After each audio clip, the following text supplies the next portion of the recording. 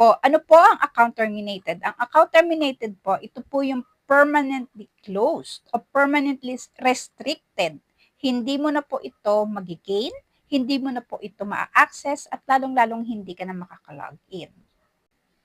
Ano naman po ang voucher abuse? Ang voucher abuse po, ito yung gumagamit tayo ng voucher na bina-violate natin ang terms and condition ng isang platform. Paano ba natin na-violate ang terms and condition ng isang platform? Gumagawa tayo ng multiple accounts, mahigit sa isang account ang ginagamit natin, which is dapat single account lang ang pupwede. So, kapag meron tayong multiple accounts o marami tayong account, yung isang voucher na single use lang ay ginagamit natin hanggang 2, 3, 4, o more than pa. Kasi marami tayong accounts.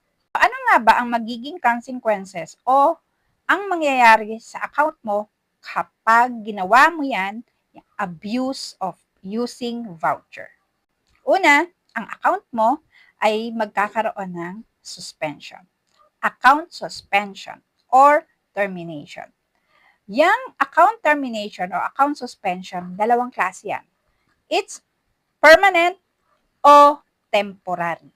Ang account suspension na temporary is 30 days lang. So, malalak ang account mo for 30 days. So, kailangan sa loob ng 30 days, ma-fix mo o ma-report mo sa customer service yung account mo na nalock.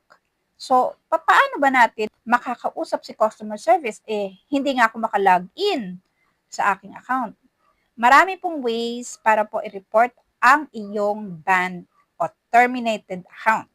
Una, meron pong official fan page ang platform. Second, meron silang email. Dapat yung dalawang yan alam mo.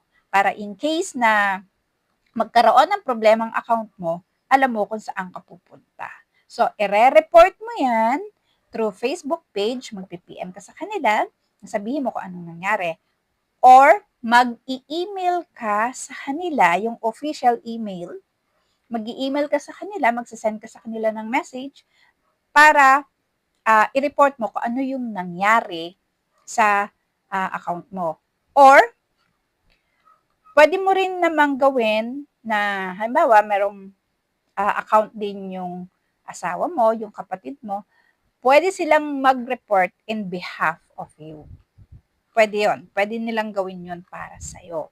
Sasabihin nila kung ano ang nangyari doon sa account mo.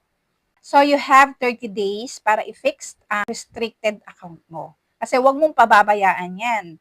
Kapag napabayaan mo yan at lumagpas yan ng 30 days, baka ma-permanently lock na yan o permanently ban or permanently talaga na hindi mo na talaga siya magagamit. So, within that 30 days o 1 month, kailangan ma-report mo yan at magawan mo ng paraan para ma-regain uli ang access mo sa iyong account.